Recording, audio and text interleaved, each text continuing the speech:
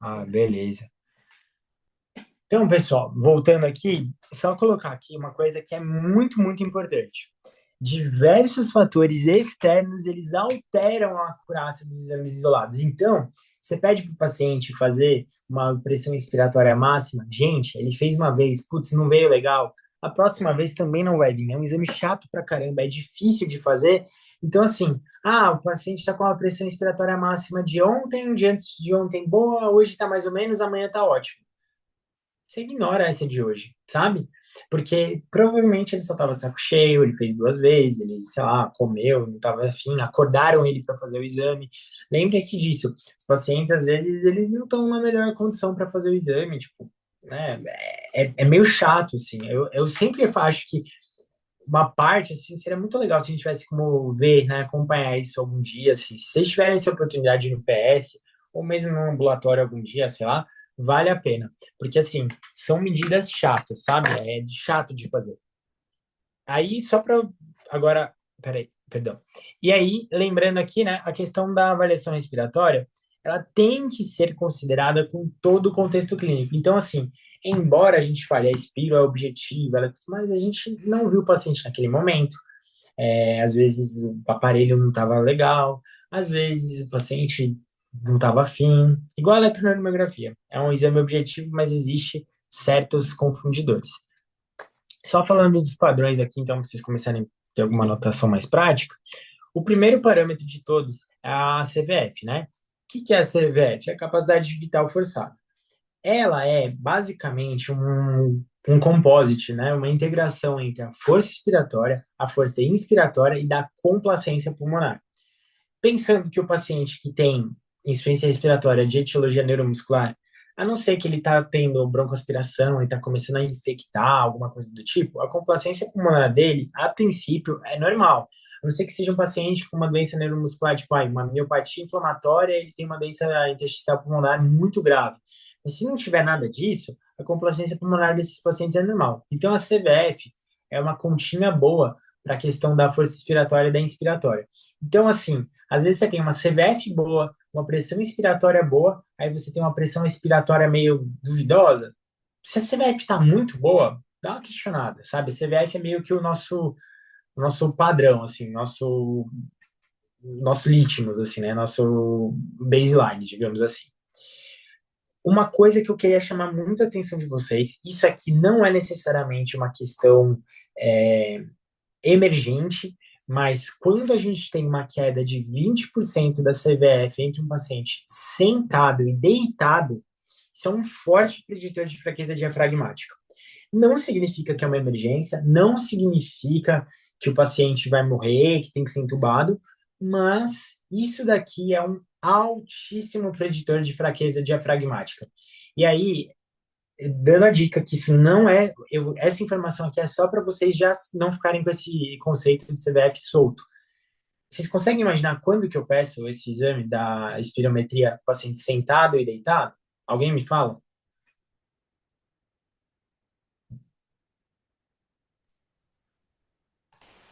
Não sei. A Hum, CVF a gente tem que ver todo dia, né? Agora, porque sentado e deitado, é isso a pergunta? é, essa é a pergunta.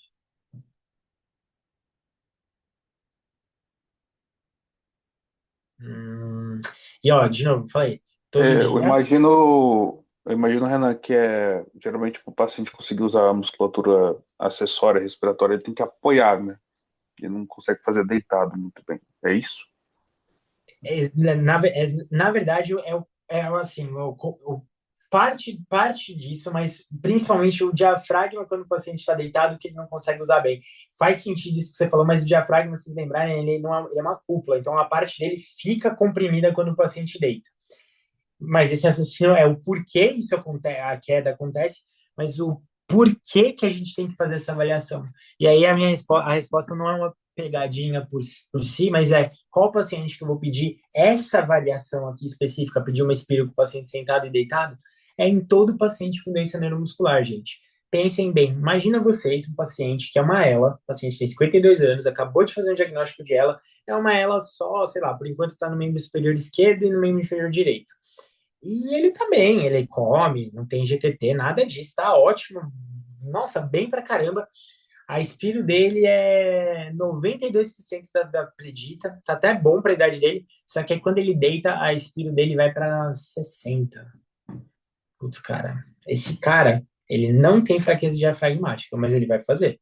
Então, esse meu amigo é um cara que eu vou botar VNI nele para ontem. Ah, não, mas ele não, eu vou botar VNI nele para ontem. Então, vocês entendam isso, esse conceito daquela questão, ó, voltando lá naquela primeira frase. A gente tem que antecipar e reconhecer a insuficiência respiratória. Quanto tempo que isso aqui vai demorar se eu pedir nesse paciente exemplo que eu dei para vocês? Talvez 2 anos, mas não é por isso que eu vou deixar de antecipar. A gente vai pegar e antecipar isso e a gente vai tentar resolver para ver se isso aí acontecer daqui a 5, 6 anos, entendeu? A gente vai ser muito mais proativo com a VNI para esse paciente, com o BIPAP, né? Então, esse númerozinho 20% aqui, ele é meio cabalístico, é um dos números cabalísticos da neuromuscular, então acho que vale a pena vocês decorarem esse número, tá bom? Não tem tanto a ver necessariamente com emergência. Claro, se eu fizer isso no paciente com uma emergência neuromuscular, muito provavelmente eles vão ter essa queda. Isso aqui é um fato. Mas esse fator aqui é para a gente prever, principalmente nos pacientes mais crônicos, tá certo?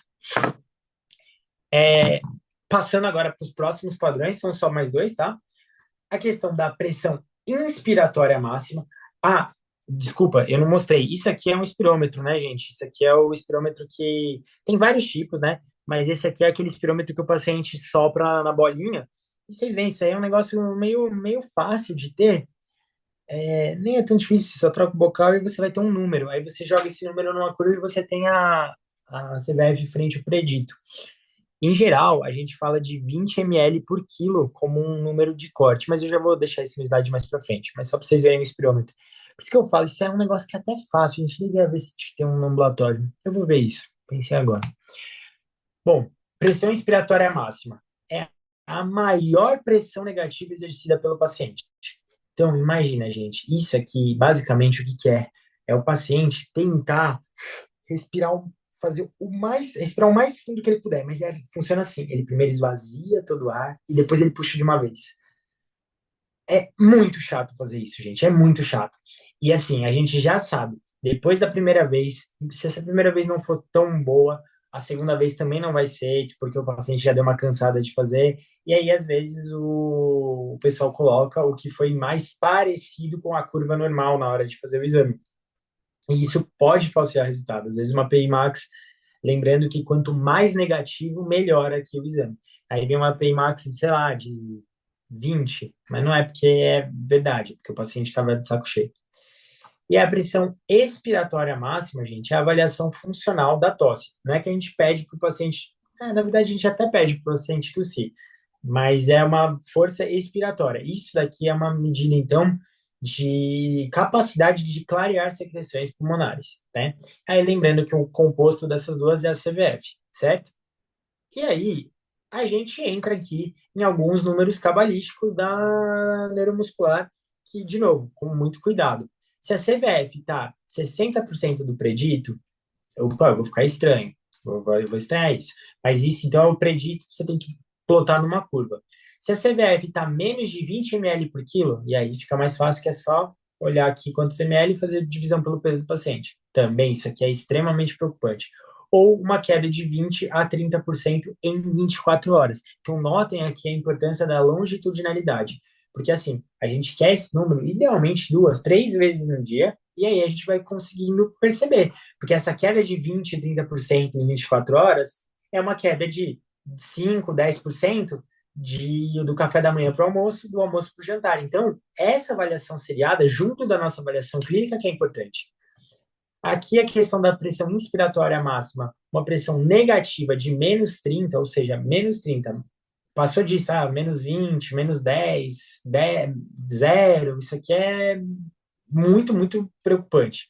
E uma pressão expiratória de 60 centímetros de água, isso também é um número meio cabalístico. Mais de 60, 70, isso aqui prediz a vida livre de traqueostomia em paciente com ela, por exemplo. E aí, o problema aqui é o seguinte, esses números, eles variam dependendo da literatura que vocês forem usar. Por exemplo, Guillain-Barré é uma literatura, miastenia é outra, ela é outra, mas esse número é mais ou menos razoável. O que que eu quero dizer para vocês? Não usem esse número como, isso aqui significa que eu vou ter que entubar porque é o número tal, tal, tal, é isso. Não. Usem isso como, é como se fosse o nosso estetoscópio, é como se fosse o nosso martelinho neurológico, ele é mais uma informação, perdão, para a gente poder tomar nossas decisões aqui terapêuticas. Aí, aqui, depois eu vou passar esse slide para vocês, mas então, né, passando na questão dos critérios, caso precise, ou para facilitar a vida de vocês, esses critérios para considerar a necessidade de ventilação mecânica nos pacientes de forma precoce. Essa regra do 20, 30, 40, ela foi estudada nos pacientes com síndrome de Guillain-Barré, tá? Mas, ó, uma capacidade vital forçada de menos de 20 ml por quilo, né? Ou 60% do predito, a pressão maior do que menos 30, então menos 30, menos 20, menos 10, ou uma pressão expiratória menor do que 40. Ou seja, 40, 50, tá ok. Agora, se o paciente não tem esses valores aqui, se está maior do que isso, o que que acontece? Não é que ele está na iminência de ser entubado. Não é isso. Chegou nisso, ele está entubado. Isso aqui são critérios para a gente considerar a intubação de uma forma precoce. Vocês entenderam?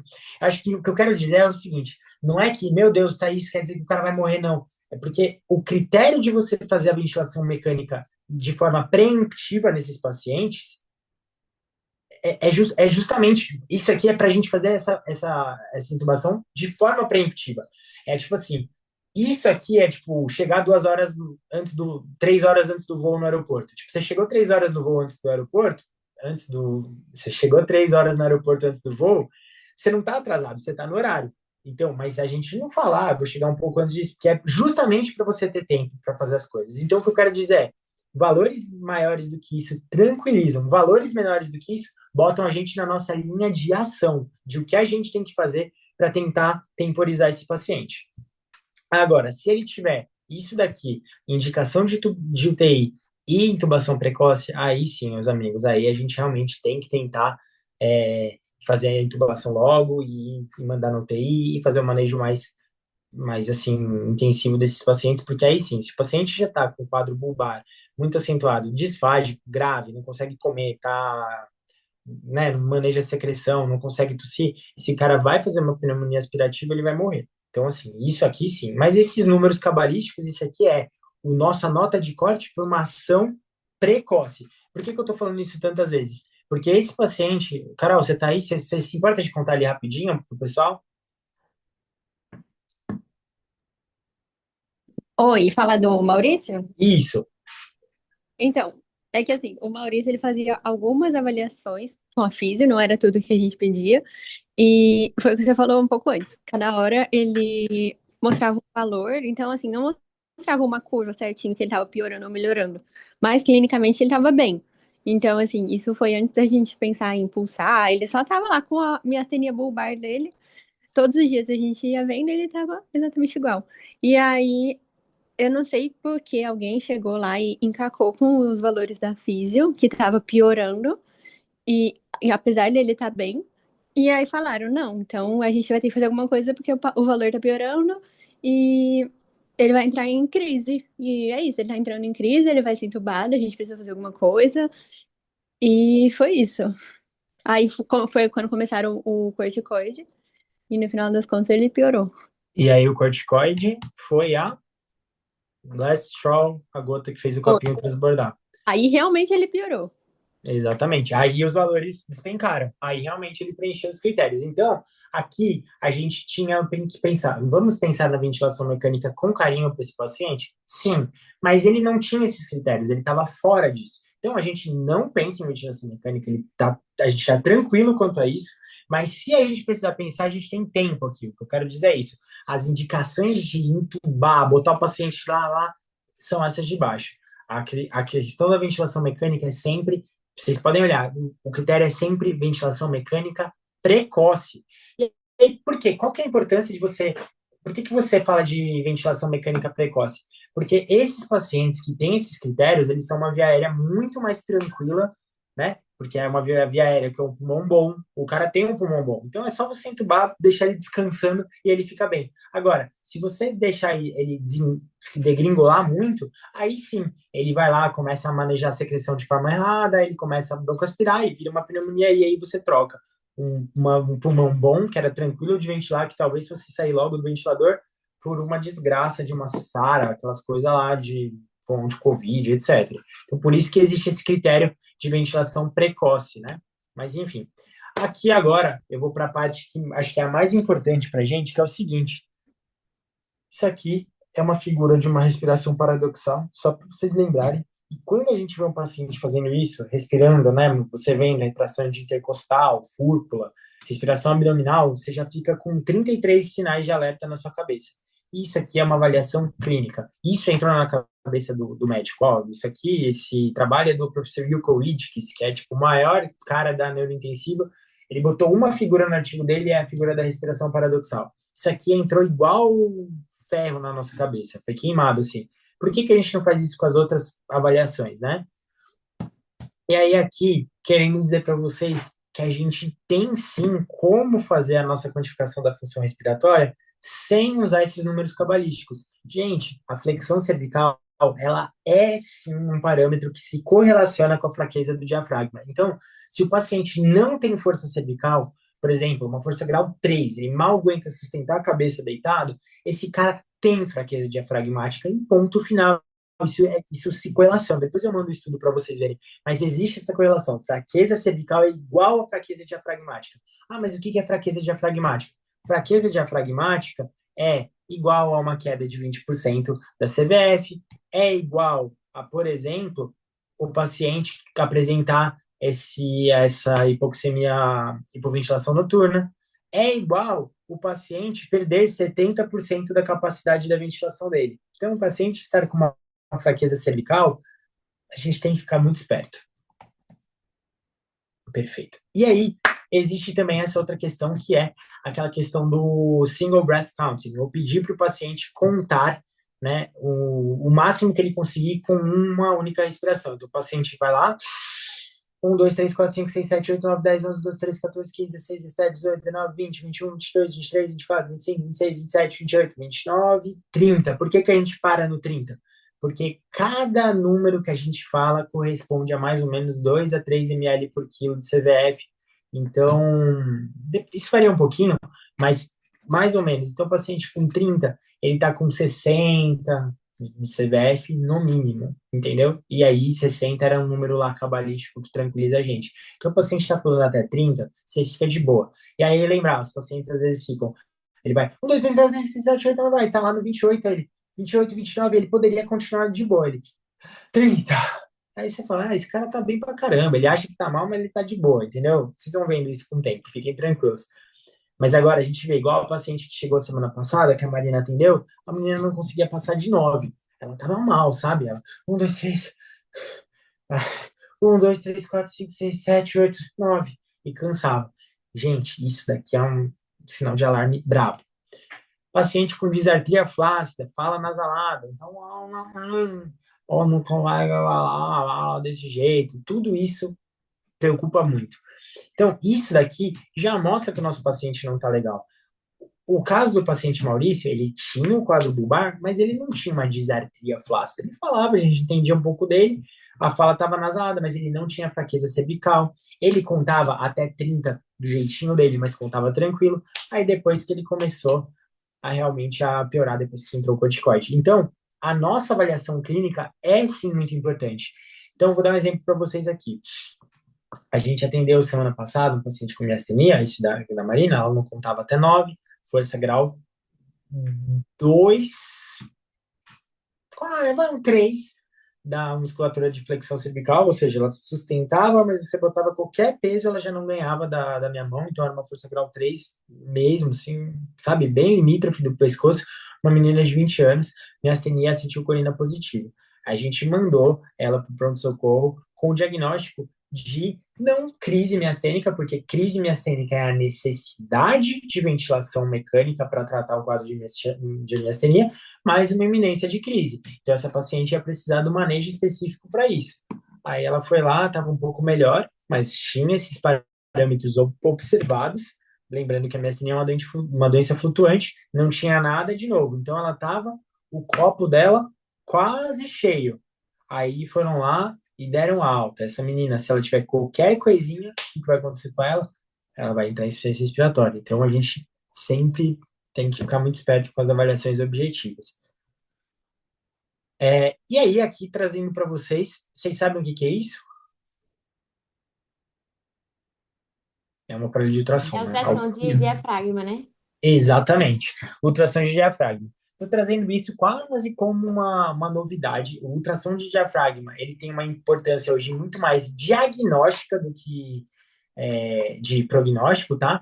A gente usa muito é força a barra, mas usa o ultrassom de diafragma para ver principalmente paralisia do nervo fênico mesmo. Você vê que, por exemplo, você tem uma assimetria de um diafragma para o outro, em Guillain-Barré, às vezes isso acontece. Na miastenia não acontece tanto, por isso que eu falo. Mas existe essa possibilidade diagnóstica e a gente não sabe da questão prognóstica. Provavelmente é uma área que vai ser muito estudada aí. Eu tenho bastante interesse lá no Unifesp, os chefes não gostavam muito.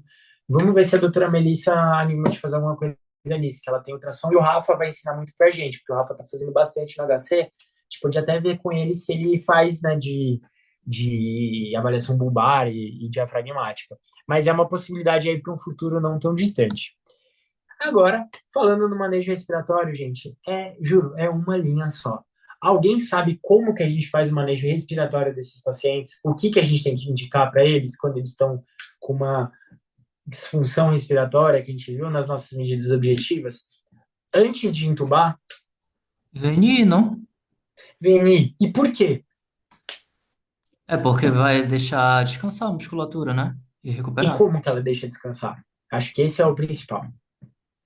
É porque, tipo, a expiração, ela é um processo praticamente todo passivo, mas a inspiração tem principalmente uso da musculatura, né? E ele vai fazer Uhum, essa parte da inspiração. uhum. E, e assim, aí beleza, isso é muito, exatamente muito importante. E vocês sabem por que que a gente intua precoce nas doenças respiratórias?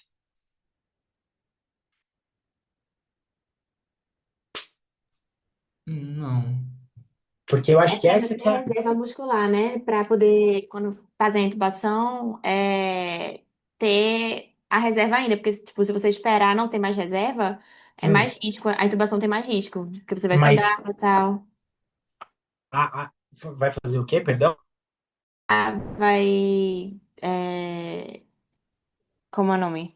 Vai ter o período de apneia, tudinho. Você tem que estar com essa saturação de 100%, né? Teoricamente, Exatamente. pra Mas endoscopar. existe uma coisa também que é quase como quase tudo na neuro. Vou voltar para essa figura aqui. Tudo na neuro, gente, é uma questão de time. Se a gente. Eu achei que essa figura tinha, desculpa. Se a gente não. Se a gente deixar o paciente não ventilar direito, o pulmão dele não fica abertinho lá, bonitinho. O que que acontece? Ele não consegue ventilar, aquele pulmão é como se fosse uma sacola molhada. Gruda um alvéolo no outro, e aí o que que vai acontecer? Putz, vai fazer a telectasia. E aí agora aquele pulmão não é tão complacente. A CVF cai tanto por fraqueza da pressão expiratória, quanto da complacência. E aí a gente começa a gerar um ciclo vicioso de que fica a musculatura tá fraca e para ela mobilizar aqueles alvéolos fica ainda mais difícil. Porque se vocês lembrarem, é aquela analogia da bexiga. Você faz uma força do caramba para abrir a bexiga um pouquinho, depois que você enche ela um pouquinho, fica muito mais fácil. É a mesma coisa. O raciocínio da intubação precoce aqui e da VNI é esse. Você não quer deixar a bexiga dissuflar, né, ficar tão murcha a ponto de você não ter que fazer aquela força inicial.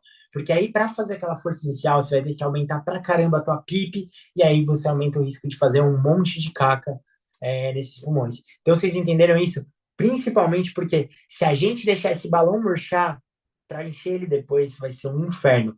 Isso é muito real, principalmente para ela. Se a gente fizer isso, o paciente com ela fazer a telectasia, ele nunca mais sai do ventilador, entendeu? Então, isso é verdade. Na miastenia, no Guillain-Barré, a gente até faz o imunoglobulina, plasmaférese e até resolve. Mas nas miopatias acontece isso. Vocês entenderam? E por isso que a gente fala que a tráqueo é tão mais tranquila, porque a tráqueo, você tira todo um volume morto, fica mais fácil de ventilar esses pacientes com menos pressão, você consegue abrir um pouquinho mais esses pulmões, mas ainda não é o ideal. Mas isso ficou claro para vocês? A questão do porquê fisiológico de fazer as coisas precoces? Sim. Beleza, foi então partindo aqui. E aí, pessoal, basicamente é isso daqui. A VNI, então, ela é capaz de temporizar, e aqui muita ênfase em temporizar a disfunção neuromuscular, porque ela protege a reserva respiratória funcional. Então, um paciente que ia ter que respirar, sei lá, 30 vezes para poder ventilar o tanto que ele precisava, e aí ele vai cansar o diafragma porque ele vai contrair 30 vezes, agora ele faz isso em 10. E aí ele consegue descansar esse diafragma um pouco. E aí o que que acontece? O pulmão não fica tão murcho, não fica difícil, o diafragma não tem que fazer ele entrar nessa, digamos, bola de neve. Então, o mais importante aqui da VNI é que ela é capaz de temporizar a disfunção neuromuscular. E, gente, o número é cabalístico, mas é bizarro. Metade dos casos, gente, metade dos casos de intubação seriam evitados se a gente botasse a VNI de forma precoce. E aí você fala, o paciente não tem critério de VNI. Gente, eles nunca vão ter, porque no momento que eles têm critério de VNI, que são o quê? Dispneia, hipoxemia, disfunção bulbar, ele, primeiro, ele já está tendo critérios para uma intubação e ele perde o critério de VNI. O paciente que não consegue tossir direito, ele perde o critério de VNI, porque aquele monte de pressão lá dentro faz ele broncoaspirar. Então, assim, na fraqueza neuromuscular, o paciente ou ele pode usar VNI, e aí ele tá bem, ele tá tranquilo, ou ele simplesmente não pode, ele perdeu a indicação e ele perdeu o timing naquele momento. Então, principalmente no Maurício, o que me incomodava muito do caso é que o pessoal da física falava, ele não tem indicação. Não, ele não tem a indicação dos pacientes da cardio, da pneumo, da nefro, porque não é isso que ele está tendo. Ele precisa da indicação da VNI para descansar. Isso é muito diferente da indicação da VNI para tirar volume, para o paciente fazer menos pressão, enfim, um monte de coisa nesse sentido. É diferente a indicação fisiológica dessa terapia. Vocês entenderam isso? Vocês não precisam saber os números da VNI, fiquem tranquilos com isso. Isso é uma avaliação muito particular, depende de vários fatores, mas vocês precisam saber que a gente indica a VNI com o paciente trocando ideia com você. Ele está bem clinicamente, aí você fala, não, você vai entrar na VNI porque justamente para você continuar bem. Se vocês saírem dessa aula, né, 8 da noite, já tô acabando, gente. Vocês saírem dessa aula com esse conceito de que a VNI, ela é capaz de temporizar a disfunção neuromuscular se ela for empregada de forma precoce, putz, gente, a gente tá feliz da vida. Tudo bem? Excelente. Beleza, então. E aí, agora, só a partezinha final aqui da questão das doenças específicas. E aí, eu vou falar mais, tá, gente? Fiquem tranquilos. Miastenia graves. Gente, insuficiência respiratória é o que define a crise miastênica. Antes de você precisar fazer, porque insuficiência respiratória necessariamente você precisa fazer ventilação mecânica, né? Se o paciente entrar em insuficiência respiratória com critérios e tal, ele está em crise miastênica. Se ele tiver antes disso, né? Então ainda não está em insuficiência respiratória, tá? Quase, ele é uma iminência de crise. Então, assim, o que que a gente precisa fazer? Não pode deixar o paciente chegar nisso. Então, ser muito proativo com a ventilação não invasiva, ser proativo com a questão das medicações que exacerbam a crise miastênica. Alguém quer falar alguma? Só para ver se vocês estão sabendo. Fala duas, cada um fala uma. Bianca, Carol e Lucas. Corticoide. Corticoide, excelente, que é o que é bem usado. O que mais? Acho que sulfa. É sulfa? É quinolona. Sulfa. Sintomático. Buscopan na cólica, não pode. Quinolona, não pode. Que mais? Algum anestésico, não pode. Gás inalatório, não pode. Enfim, não precisa ficar decorando, mas lembrar do corticoide, né, gente? Corticoide, nesses casos, a gente acaba usando. Nunca pulsa em crise miastênica por esse motivo. Nunca pulsa em crise miastênica. Na verdade, nunca pulsa em miastenia. Essa é a regra, tá? Nunca pulsem. Se vocês forem fazer uma imunoterapia, e sim, esses pacientes todos têm indicação de imunoterapia, preferir uma imunoterapia de rápida atividade. Imunoplasma, e aqui questionando o inibidor de C5, né? Se for uma miastenia anti-acetilcolina, em teoria a gente poderia usar um inibidor de complemento. Mas isso Renan, Oi, tá ouvindo? tô.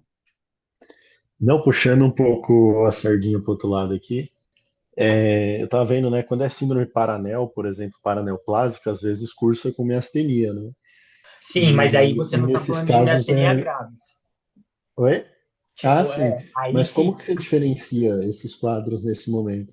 Que aí Porque o do Paranel vai se beneficiar de curso. não, mas é porque a síndrome paraneoplásica, miastenia como uma síndrome paraneoplásica, isso é porque essa aula eu ia colocar de cenário específico, mas eu vou fazer a aula própria dela. A miastenia que você usa corticoide é a miastenia especificamente associada ao inibidor checkpoint. Então ela não é exatamente uma síndrome paraneoplásica no sentido de que ela não é causada pela resposta ao câncer em si. Você induz essa resposta Entendi. É mais imunológica. comum no checkpoint, quando o paciente está Exatamente. usando o inibidor. Exatamente. Tá. Aí a aula de inibidor checkpoint, eu justamente ia colocar isso, mas é porque eu acho que tem muito conceito de inibidor checkpoint que a gente acaba, tipo, não, inibidor checkpoint. Mas a miastenia causada por inibidor checkpoint, ela é uma situação muito diferente da miastenia graves. O paciente não vai ter só miastenia, ele vai ter miastenia, ele vai ter também um quadro meio miopático, ele vai ter elevação de CK, por exemplo, pode ter, Ah, e ele aquele quadro também mais vai geralzão ter mesmo. miocardite, por exemplo. Ele pode fazer tudo isso. Mas aí, Mas quando. isso naquela que pega os três, né? Não tem Não, então, isolado, é um então. espectro essa doença. Ela é uma doença espectral. O paciente pode fazer só miastenia, só miopatia, só cardiomiopatia, pode fazer uma combinação das duas, das três, mas sempre você vai ter muito claro na história desse paciente a história, né, do contato com o inibidor checkpoint. Que eu saiba, não existe miastenia paraneoplásica, tipo, por sim, assim, não existe. Uma coisa é você ter uma síndrome de Lambert-Eaton, que aí é muito diferente Ah, clinicamente da sim, é miastenia diferente. graves, como uma síndrome paraneoplásica. Mas a miastenia clássica, que a gente vê no ambulatório, se você não tiver essa história de inibidor de checkpoint, fica difícil. Exceto, claro, na situação do timoma, né? A síndrome da miastenia graves, ela é uma Ah, síndrome sim. paraneoplásica no contexto de timoma, só. Das outras, não. Até existe uma descrição de linfoma, mas eu acho nunca ouvi falar disso. Mas, tipo, para você falar, vou pulsar uma miastenia, é só se você tiver essa história de inibidor de checkpoint. Senão, você tá arriscando muito você piorar a miastenia, tá? Beleza. Inclusive, lembrando, você falou isso, é até bom que você falou. Lá na BP teve um caso de uma mulher com tumor renal e ela tinha, né, usado pembrolizumab e ela fez uma miastenia. Ela fez uma miastenia, e aí até comentei com o Dr. Guilherme, eu falei, aí a gente tem que pulsar. Aí ele falou, pulsar miastenia? Eu falei, pois é, pulsar miastenia. Aí ela fez imuno primeiro, mas ela só melhorou com a pulso. Mas assim, é um cenário muito específico, né? Tem essa história. Se não, eu vou ser muito honesto. Em teoria, imuno e plasma funcionam também nessa situação, né? Nem em teoria, porque você está induzindo algum anticorpo, a gente só não sabe qual. Se eu não tiver uma história de inibidor de checkpoint, talvez, tô lá no Einstein que tem gente que pode ter usado. Mas se eu não tiver essa história clara, eu não pulso. Porque a chance de piorar é muito real. Tipo, esse caso do Maurício foi muito emblemático nisso, cara. O cara piorou depois da primeira dose do corticoide. Então, gente, vocês só vão usar a imunoterapia, o corticoide de miastenia, se for associado a síndrome de inibidor de checkpoint. Beleza?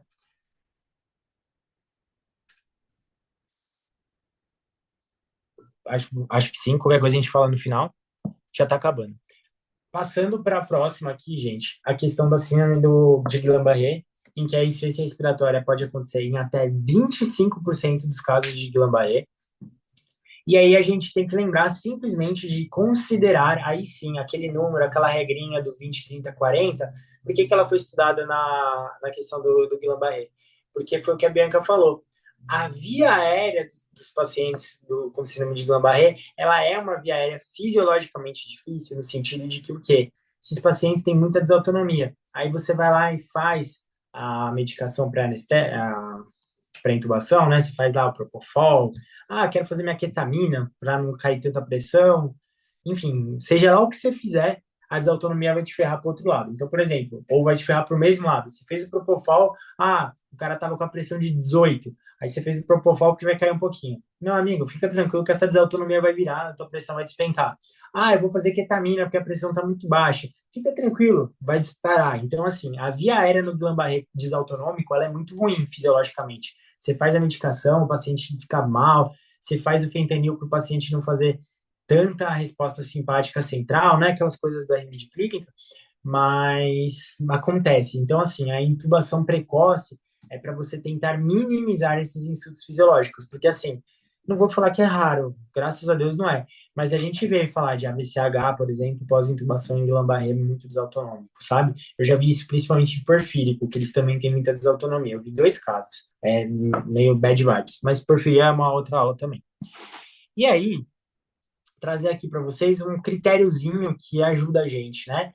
É, o pessoal da Holanda lá, eles têm 2 scores que eles fizeram, que é o EGOS e o EGRIS. Aqui eu trouxe o EGOS, que ele acaba usando esse EGRIS também, mas basicamente o que que é, né?